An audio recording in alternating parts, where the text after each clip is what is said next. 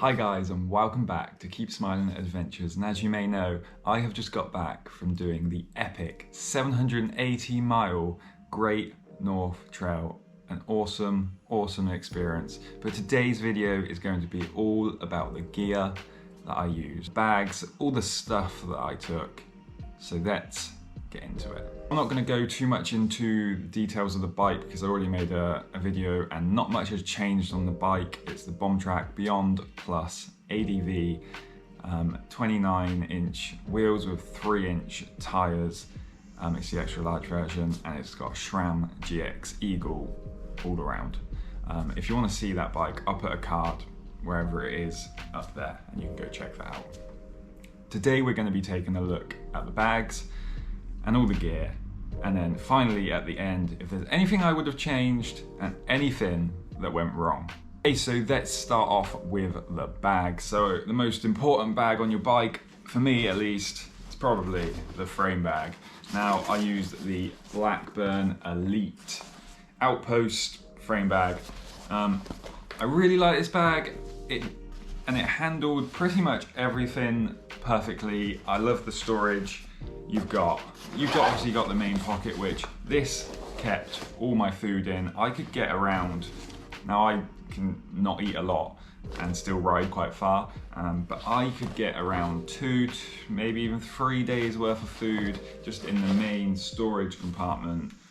So that's what I used this frame bag for. On the little side pocket, I used that for my batteries and stuff mainly, just like little thin things. And then at the bottom, which is my favorite part about this bag, is what I always wanted from a frame bag, is to have a separate compartment right at the bottom. And what I use this part for is all my spares, my inner tubes, Allen keys, tubeless plugs, patches, all that fun stuff. So yeah, it held up pretty well. I will say there's one thing about this frame bag that is a little bit annoying. One, the zips are quite hard to pull, especially when they get dirty. So you need to keep cleaning them to make them a bit smoother, and yeah, that's a bit annoying. Also, and it's a bit, I feel like it's a bit harsh for me to say this bag isn't waterproof because of the rain that I had, especially over the first 3 days, but I did at some point literally have to turn my bike upside down and try and pour a puddle of water up to about here out of this frame bag. And there's no easy way of doing that really, because when you open this it just goes back into the frame bag itself, and yeah, there's no hole at the bottom for it to drain out of. So that's a little bit of a design flaw I think there, because it's got zips. It could do with having some flaps over it or something so it doesn't actually get the water, because I'm pretty sure that is where the water was getting into. Okay, so that is the frame bag that I used on this trip. The Blackburn Elite Outpost frame bag, extra large. Okay, moving on to the next bag, and we will start with the Altura Vortex bar bag. Now I use this bag for my sleeping bag and keeping my spare clothes in here, so t-shirts, socks, all that nice stuff. This held up pretty decent. It does have, I don't know if you can really see this on this GoPro camera, a little bit of a hole in the back there where it rubs on the frame, and there is definitely quite a few wear marks on it, but ultimately it did hold up really well. It's kept everything dry, especially my sleeping bag, which is obviously the most important thing to keep dry on a trip like this. The most pointless pocket on this is this front little pocket. My hand doesn't fit in normally, and I've just realised that I actually have a space blanket in there, because I can normally not get on into this front pocket. So this bag contained my sleeping bag, spare clothes, and then this strap here I used my tent poles would go across there. That is literally all that was in there. It's nice and light, it's super waterproof. I'm actually very impressed with this bag because it's so cheap. It's like 30, 40 pounds. It's not an expensive bag, and it's held up pretty well, not just from the Great North Trail, but all the others I've done over this summer. So that is the bar bag, the Altura Vortex bar bag. Right, to match the bar bag, we should go on to the Altura Vortex seat post bag. Now this, on the other hand, I'm not that happy about. But first, this contained my tent and my waterproof jacket I would keep in there. So basically all the wet stuff I would keep in here, or any stuff that didn't really matter if it got wet. So the reason I'm not that happy about this is when I did an initial review, first impressions of this, I was not that happy about the fact that it uses these little hooks to hook onto these little loop things. Now, when I reviewed this, I said, I wonder if they will hold up. And guess what? So this one over here, as you can see, the loop broke. I don't know if you can see that, but it's there. It broke. So I ended up, I mean, it wasn't such a hard fix for me. I had some Velcro straps, and I just put the straps through my seat rails and then around just to hold this up. I don't know if I actually mentioned that in the actual trip video, because I just literally noticed it after about 3 days, 4 days, and I was like, right, just fix it, and I fixed it. It was okay, but yeah, that means this bag is now basically even needs fixing, but I think this will just keep going because it's just a bit of a rubbish design. So yeah, I'm not exactly that happy with this bag. It hasn't really lasted too well, and I kind of much prefer, and I've said it in a couple of videos before, the seat post bag to be separate from a dry bag, so I can just take the dry bag and put that in my tent, and I can just fill that up while I'm still dry inside my tent, instead of having to get out and use this while it's raining. That was a pain. It rained a lot. Okay, yeah, that's the seat post bag that I used.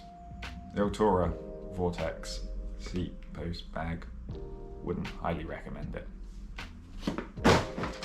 Okay, so the next bag we're going to go on to is a very, very basic one. It's literally just a plastic bag, just a supermarket bag. I just picked these up. Okay, so what I used this for was, as my tent is 2 pieces, and I have the outer piece which is obviously getting wet from all the rain, and I need to keep the inner piece dry. So, and as I needed to store them together, I would put my inner tent in here and then put the outer one, well, just directly into that seat post bag. Okay, so now we are going to go on to the top tube bag. Now, this is a nice little cheap Lifeline top tube bag. I don't know, I think that's pretty much what it's called. It's just literally called a Lifeline top tube bag. They do it in 2 sizes, the small or the extra large. This is the extra large, which I use especially in my bomb track. In here, I was carrying my phone, a power bank, and just a few little bits like that, lip cell stuff, and yeah, just basically stuff I wanted to get to, my card, just on the fly. And this is just a really nice bag. It is waterproof. The zip actually was surprisingly waterproof. It does have a little hole in the back. Can't really show that on camera, just there. And that means with your dynamo, you can put your cable and it can charge while in here. So very happy with this bag. It's not that expensive either. It's only around 20, 25 pounds. Bargain. And it kept everything dry. Okay, so going on to the next little bags I used are these pod sacks. These little, they're technically meant for extra bottles, little stem bags. And what I actually use these for is I always keep one that's just empty, because as you've probably seen in my videos, I end up buying some smoothie or juice, super juice, because I just love that stuff, and that will then go into here. And then one of these is used just literally to hold my cameras. Easy access, I can be riding along, I don't have to stop, I can get it out and I can film whatever I need to be filming.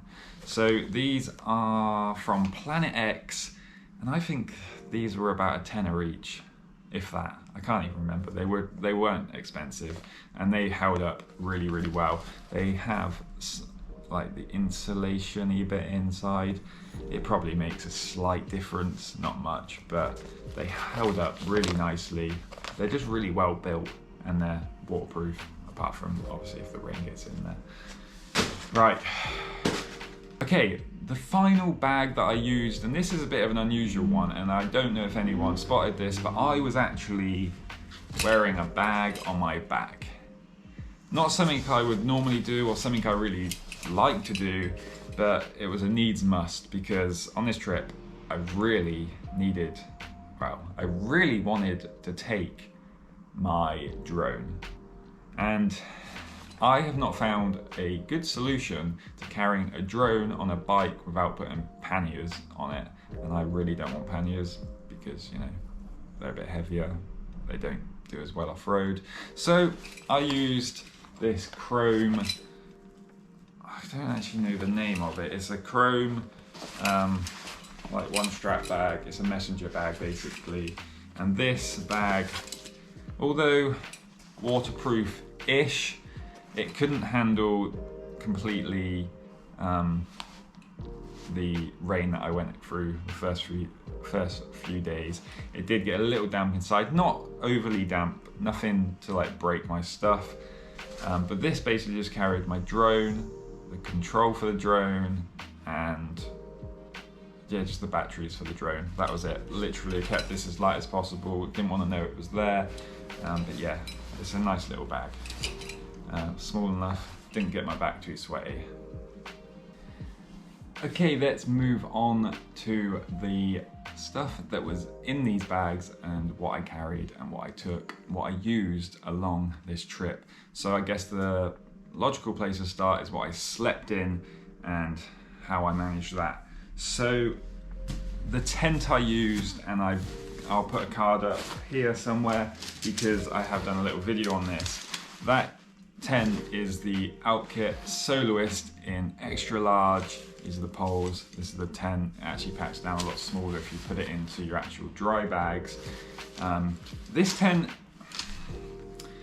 for me, is kind of like, it's really good when it's sunny and you can just use the inner bug net. It's like this heaven. You're just in this bug net and you can see everything, you can see all the stars, and it's beautiful. But then when it's raining and when you're trying to put this tent up in the rain, trying to keep the inner dry, at least for me, because I don't have the ground sheet. So as far as I'm aware, I cannot put the outer up without putting the inner up first to give it its shape.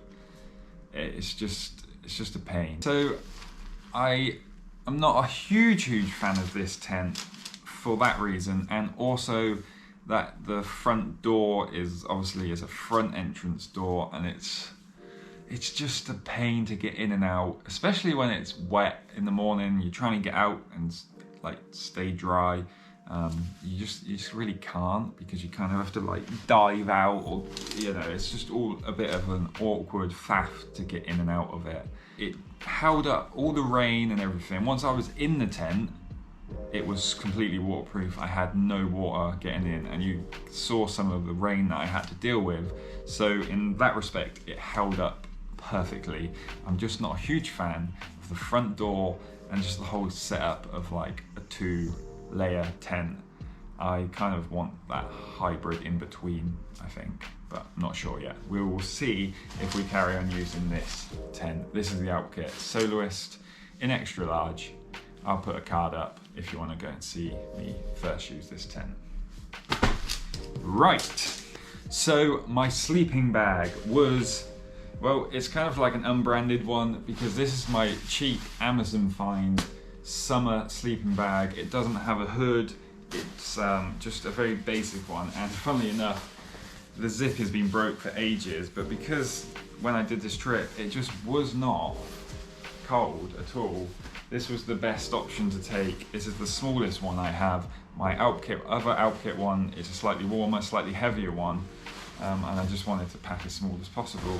This, I think I paid 50, 60 quid, and it just packs down to literally nothing, and it kept me warm, plenty warm enough. Never was I cold, and as you may know, I don't use a sleeping pad or mat or anything, and yeah, I was plenty warm enough with just using this sleeping bag.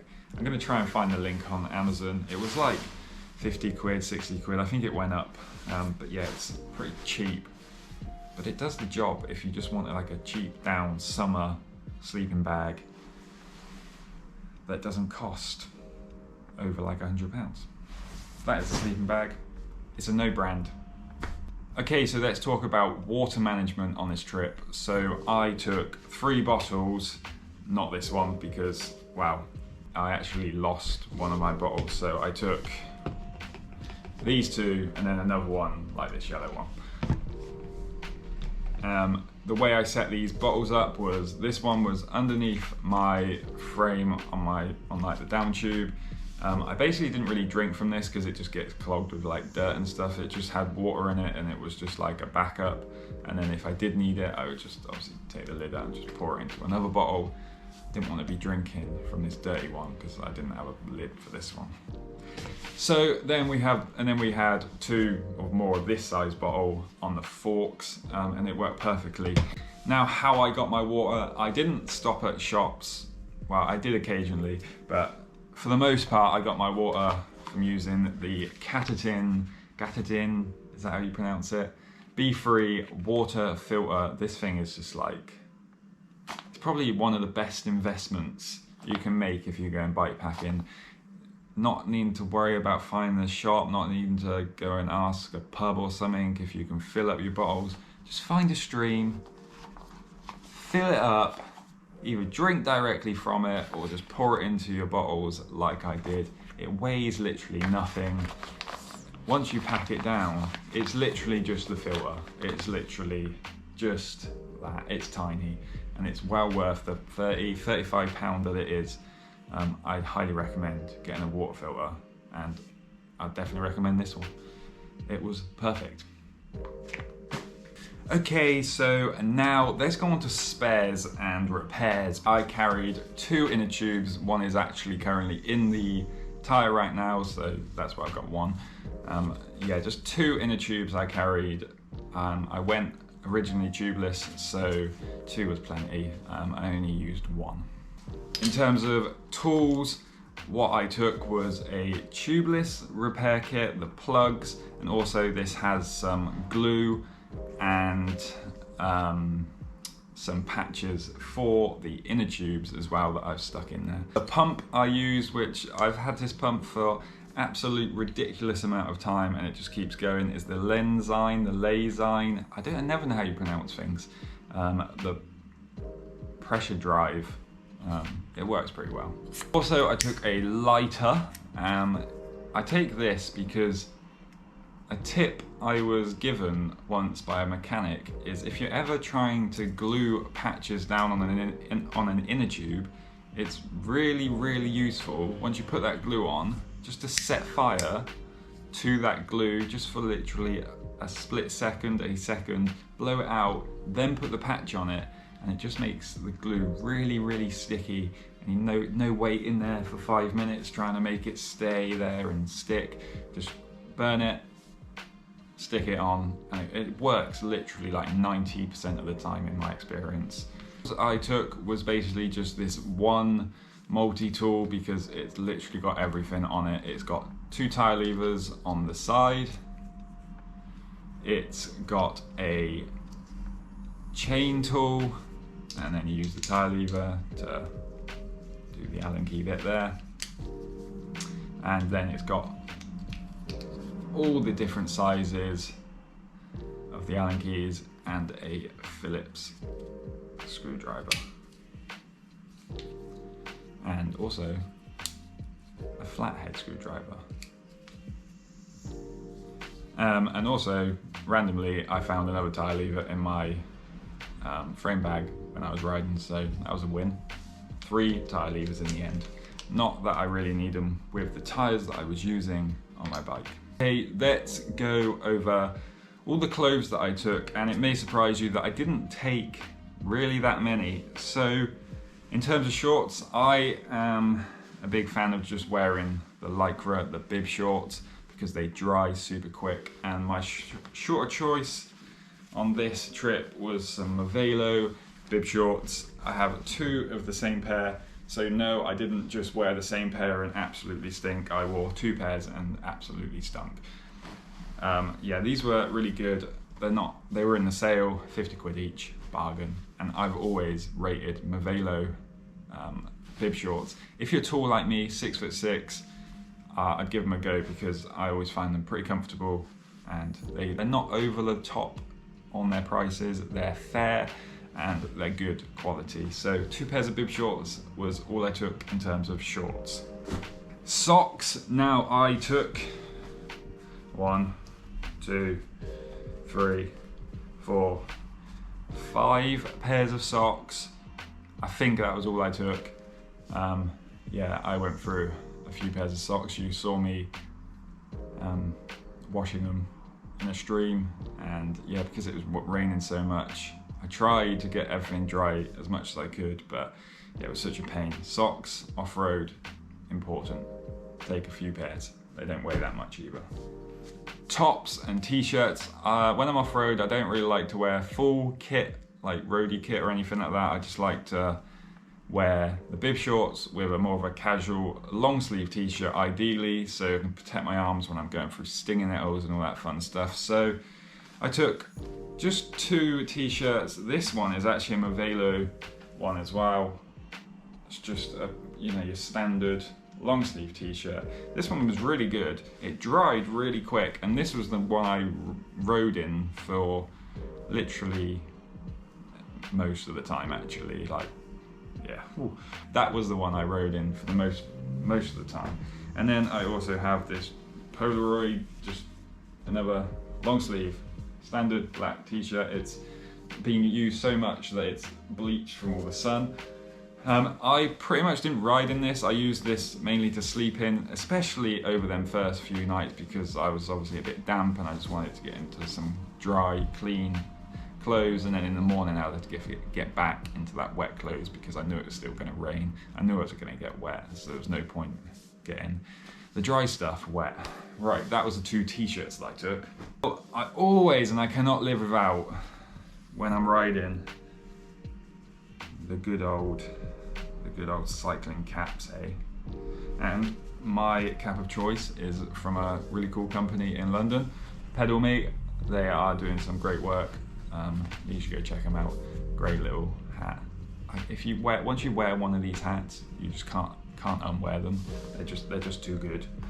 Probably, apart from the water filter, this item is probably my most favorite investment I've ever made, and that is my waterproof jacket. This waterproof jacket is the Patagonia Torrential, 3-layer Torrential, I think that's what they call it. And honestly, although it's not a cheap jacket, it retails at something like 160 quid, although I've got it in the sale for about just over 100. It's so good.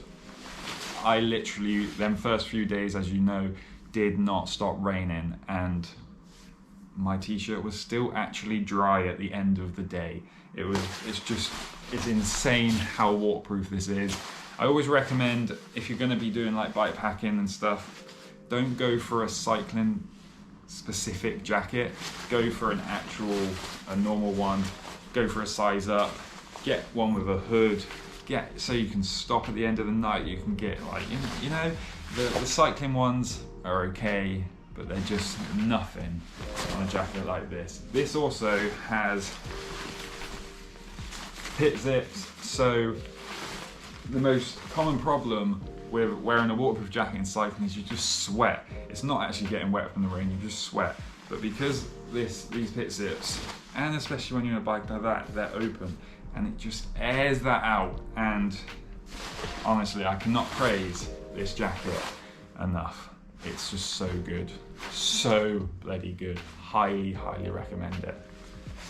Okay, so the final stuff that I take when I'm doing a bike packing trip like this, well, it's stuff so you guys can experience these trips with me. We'll just go through that now. On this trip in particular, I had to take the drone. There was gonna be some amazing places, and I am using the old school DJI Spark. Nice little drone. It's, you know, it does the job. I know there's newer ones out there now, but you know, it's cheap enough to replace now if I crash it, so I'm not too worried about it. I can just chuck it in my bag and be done with it. Obviously I have the remote for that as well, and then I use my phone to see what I'm shooting. Yeah, that's how I get them aerial shots. Now, apart from the camera that you're on now, which you're watching me, which is the GoPro Hero 9, which is all the which is all the POV type shots, I use that GoPro on a mouth mount. That's why sometimes when you hear me talking, I'm talking like this. That gives me really easy access to, when I'm riding, shove it in my mouth, do the technical stuff, I can talk to the camera. That's how I do that. Then I use a DJI Osmo Action camera. This is kind of a new thing for me. I haven't been using this that long, only on the last couple, 2 or 3 trips. I use this when you see me riding past the camera, it's being shot on one of these, just because this is actually a really reliable camera, unlike the GoPro. I also took GoPro batteries. I think I took 4 GoPro batteries and 3 of the Osmo Action camera batteries, and in this little case here, 4 in total camera batteries for the drone. Then power. Now, typically I have the dynamo, so for the most part, to be honest, I just did that directly into my Wahoo Element Roam. That kept that pretty much charged, and not this actual power bank because I lost my power bank on that trip. But I took a power bank which I could also charge into directly to keep my phone or anything if I needed to. And actually, by the time I had lost that power bank, I'd still had 90% on that, and it was a 20,000 milliamp one. I got it off Amazon. I can't actually remember the brand. Right, so that brings us on to the final section of this video, and that section is what went wrong. Now, everything that went wrong, and to be honest, there wasn't that much. For the most part, it went pretty smoothly. The first thing that went wrong was the seat post pack that broke. To be honest, it wasn't such a big issue. I fixed it like really quickly. It took me a few hours to even notice it had done it. But yeah, I just used one of these little Velcro straps. They are meant for tidying cables, I think. They're really cheap, and I really highly recommend just taking a couple of them because they are super strong. The Velcro is really good, and they're long enough to just be able to tie things up and then Velcro it down, and they work really well. So yeah, that was the first thing that went wrong. I think that happened on like day 2 or 3. And then the second thing that went wrong, and it's probably the one thing that I didn't take that I really wish I would have taken, and that was obviously the rear wheel started going down and it lost its seal on the rim. No idea really why, but I'm guessing because it didn't have enough sealant in, because tubeless is, like, in my experience, is like really good that you just forget about it and yeah, I should have topped it up before I'd gone. And I also kind of wish I'd taken like a little pot of the stand seam that I use, just so I could have topped it up on the go, pump it back up, and I reckon I could have carried on using tubeless. But as it were, I didn't take any sealant, and it went down and I had to put a tube in, which, you know, is fine. I didn't actually puncture it, but you know, it was always then in the back of my mind that I've got to be a bit careful of going down this stuff a bit hard, because, you know, I don't want to pinch flat, and you know, it's just a mental thing. So the next thing that went wrong, and it was so close to the end as well, I couldn't actually believe I got this far and then this happened. Basically what had happened is the bottom bracket had kind of, I don't know how, but it had exploded, and the bearing had actually managed to pop out a bit. I'm not even really sure how to explain it. Pop out of the bearing cup, and yeah, so the axle of the crank was like all wobbly and stuff. I'll try and put a video up so you can actually see what I mean. But basically I had to ride it for the last 35-40 miles like that. I couldn't go up the hills too much because I just had to be really gentle on the cranks, and yeah, I was just so scared that it wasn't going to make it. And as you saw, if you watched the videos, I am like really just like, come on bike, just make it, because I was so close and there was no way I was not getting to Cape Wrath. Whatever, I was getting to Cape Wrath. Now, funnily enough, the next thing that went wrong technically was after I completed the ride. After getting to Cape Wrath, I had to ride like 10 miles back to get the ferry, and I had to do it that day anyway because there was going to be no ferry the next day, so I would have had to wait another day to get back, and I didn't really have loads of food because all I was expecting to do was do 10 miles that day. So as I was riding back from the lighthouse back to the ferry, I think that's when it happened, the rear tyre and the sidewall where it sits on the rim actually split. I don't know how, but it's basically all come apart, and I still managed to get back to my campsite that night without it puncturing, but then it did go down. But yeah, basically I ripped the tyre sidewall. That, guys, is everything that went wrong on my bike. That's everything I took on my bike. That's all the bags I used on my bike on the Great North Trail. I will put all of the videos up of the Great North Trail. If you have not seen them yet, you can go and watch them, and if you enjoy adventures, you should definitely consider subscribing to Keep Smiling Adventures. I hope you enjoyed this video. If you've got any questions about the trip, the equipment, or anything, drop the comments down below, and I will see you on the next adventure. Keep smiling, enjoy the adventure. Peace.